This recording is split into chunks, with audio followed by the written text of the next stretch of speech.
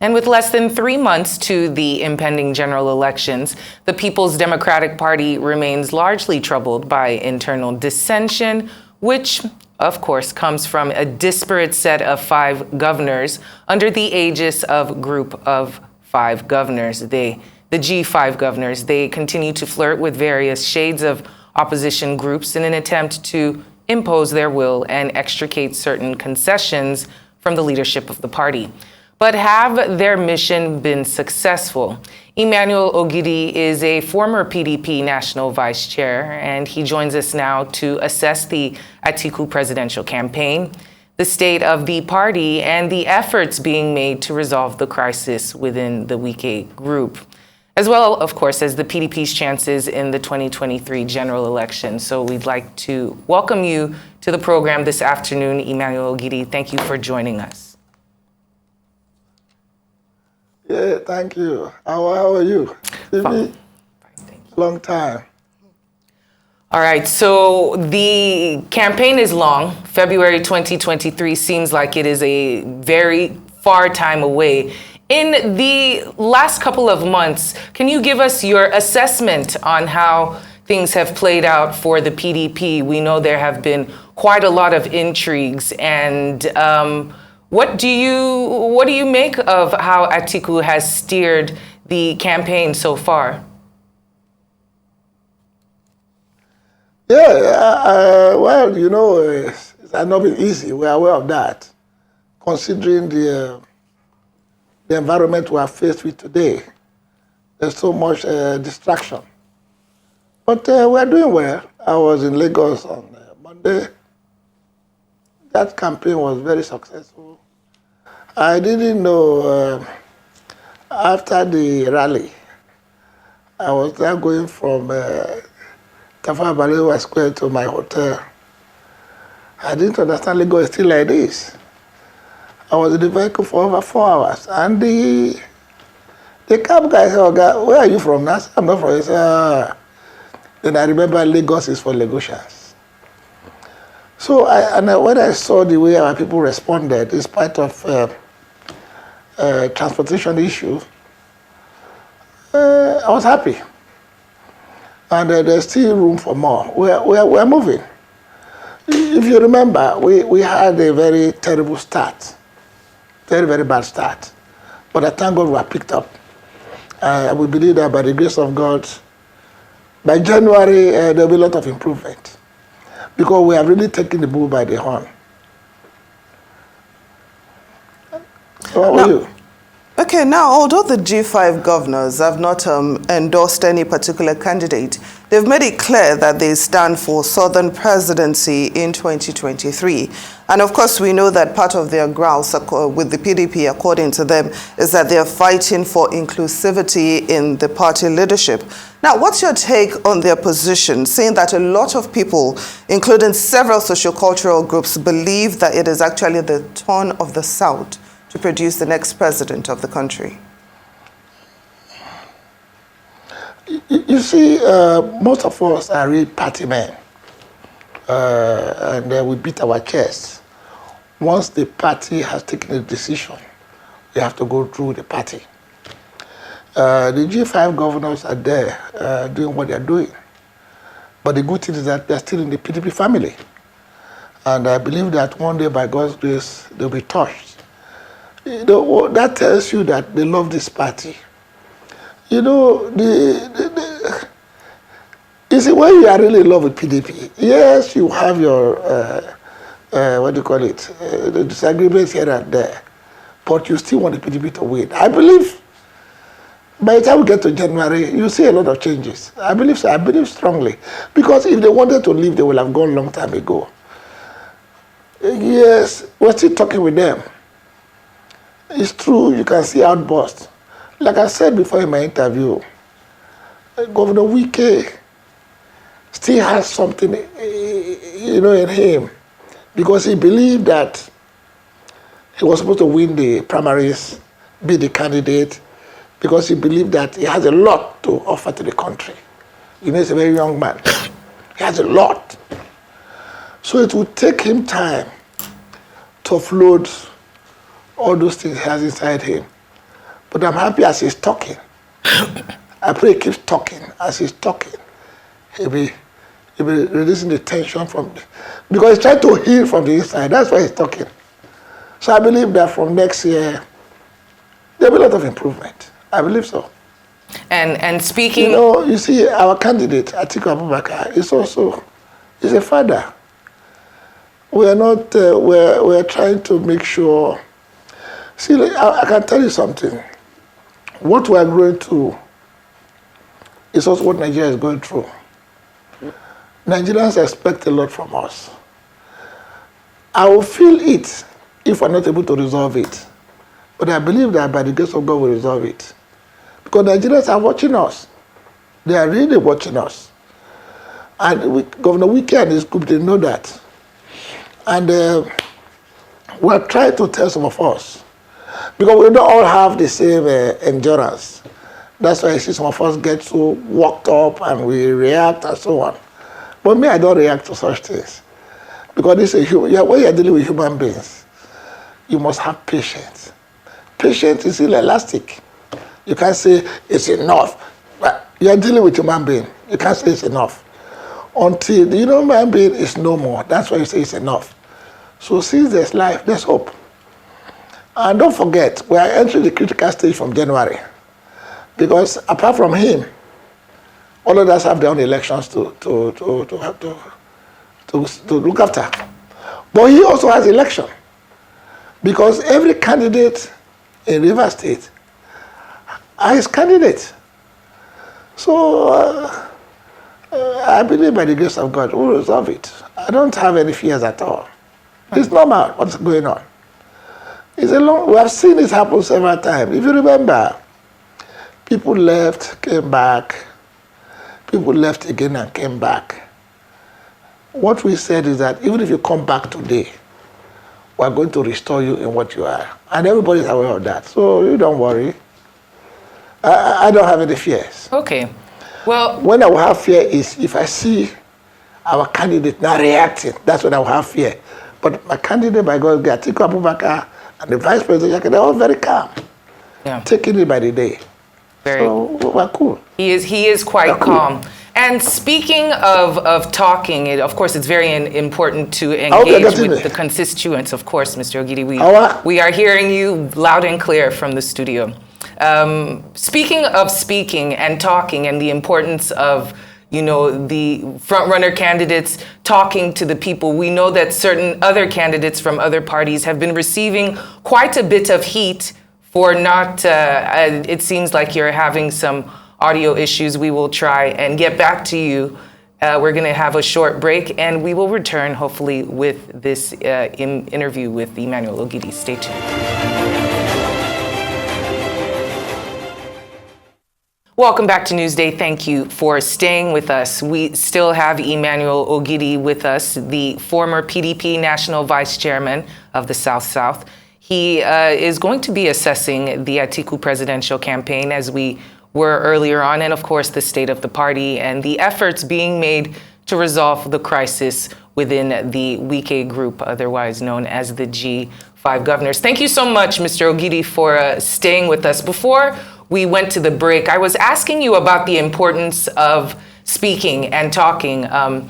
Other candidates from other parties have been receiving quite a bit of heat for their absence at certain events where they could directly communicate with their constituents. We know Atiku Abubakar is not one of them. He was recently at the Arise Town Hall this weekend, and of course we've been following him on his national press tour and his rallies, one that just concluded a couple of minutes ago. So he's quite vocal. He has his whole team. We've seen Dino Melaye, of course, Okoa, and Jandor in tow.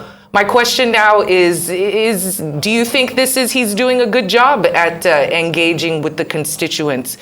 Do you think he's able to successfully communicate what his plans for the nation are and explain some parts of his manifesto? Do you think this is something that he has been able to successfully do in the last few days? But you don't need to ask me this question, because you should ask those around. Because, if I say it, you think because I'm a part of the team. But really, after the rally in Lagos, I mingled with the Lagosians. I was just testing the ground. And I could see joy in them for once. They say, oh, the campaign has been taken to them. So if it's about campaigns and so on, and if it's about sending out the messages, it's giving the message. It's very articulate.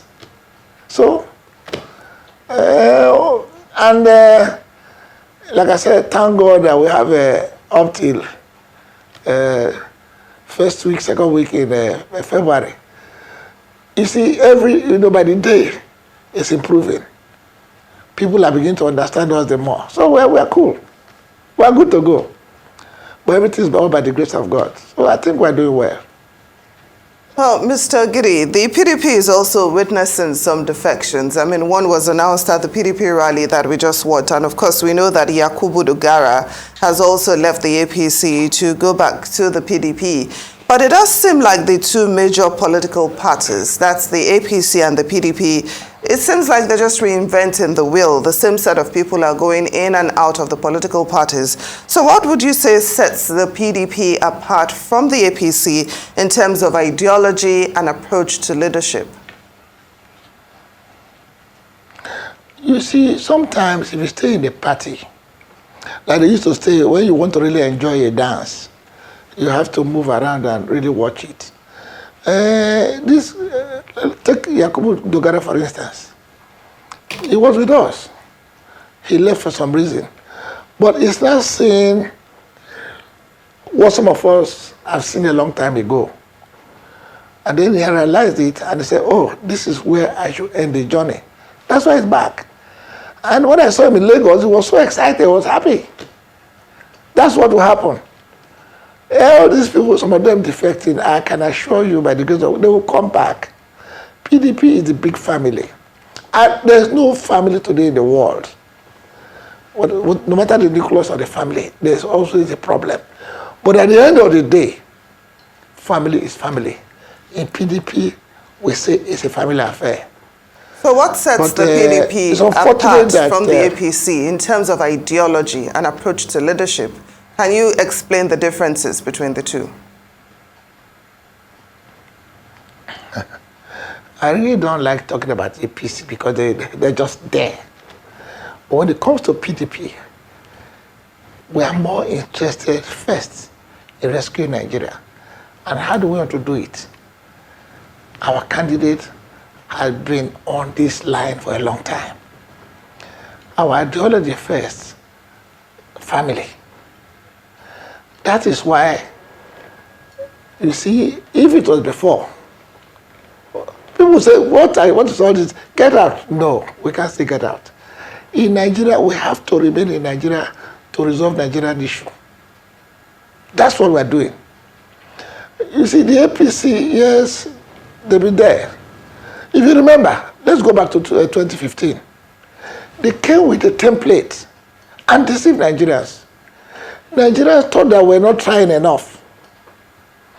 They said they were going to fix the refineries. They were going to do it, they're going to do it, they're going to do it. So Nigerians said, what? Let's give it to them. Did they fix any of these things? No.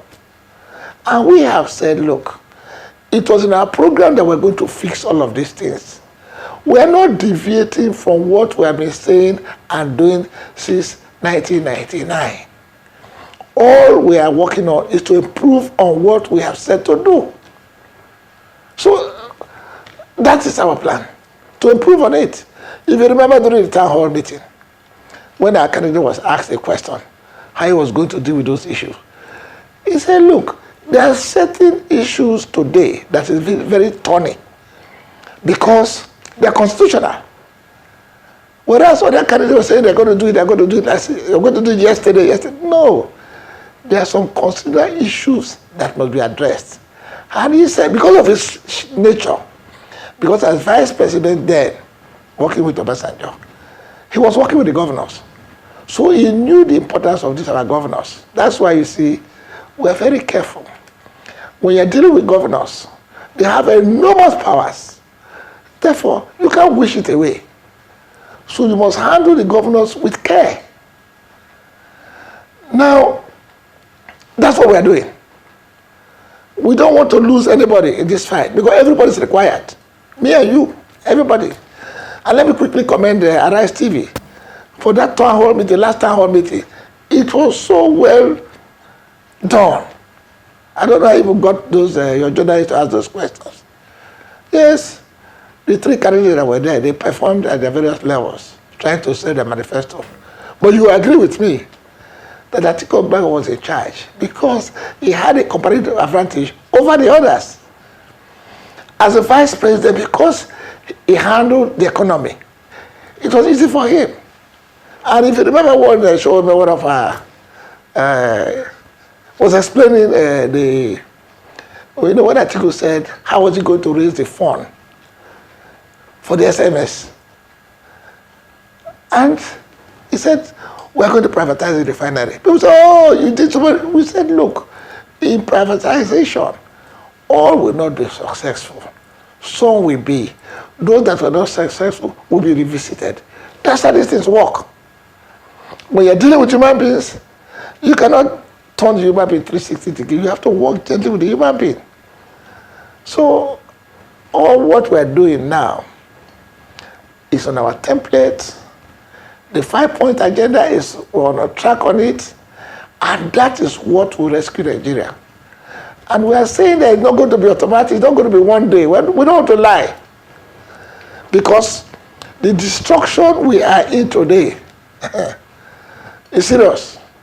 Look at our Naira. We can't tell you that the next one day we're going to bring it back to 200. No, it will take some time. And that's why we're telling our supporters, you have to brace up. But the most important is that we're going to set everything on track. Thank you. And actually, speaking of the Naira, since we're just to deviate from the subject a little bit, we do know that the CBN has implemented quite stringent policies from now till the end of January in order to make sure that the elections are not bought, and also to change our Naira color and denomination. Your thoughts on this recently introduced curb of weekly withdrawals, all the economic hurdles we're currently jumping through in between now and January? What are your thoughts on that? Is this something that you have seen in any election cycle? Is it something you think that will make the election cycle a little more smooth or a little bit more difficult? What do you foresee in these next couple of months? Do you think the CBN is on point with of course it will be difficult. Of course it will be difficult because that's our fire brigade method. It's not good. So it's targeted at something. Just short, why? Why did you come up with this some 6 months ago? Why did you short this thing? You know, we're going to manage the policies for now. That's what we're doing in PDP. Whatever they are giving to us, we have no choice. We have to be managing it until when we come into power by the grace of God in May. Then we are going to give you the timelines. Now we can't give you timeline because the rate of destruction is so massive that nobody can give you any timeline. But the good thing is that because we have done it before, we can do it again. Mr. And because Ogidi, we are determined, it's going to be better. Yes, please. Please allow me to interrupt you. It's ironic, isn't it, that the APC is also blaming the PDP for the crisis that we're in at the moment. They said it's taken them 7 years to correct the damage done by the 16-year rule of the PDP. No. Now you're also saying rescuing Nigeria is going to take time because of the damage done by the APC. So I hope you're not going to see the same circle of making excuses for non-performance. No, we are not going to make any excuse. You know why? Because when they were coming, they gave timeline. They said in 6 months. They gave timeline. They lied to Nigerians. They said 6 months. 1 year. We're not saying that now. We're only saying that we can fix it. All right. Well, former PDP National Vice Chairman of the South-South, Emmanuel Ogidi, we have overspent our time. Thank you so much for joining us this afternoon and for this conversation you had.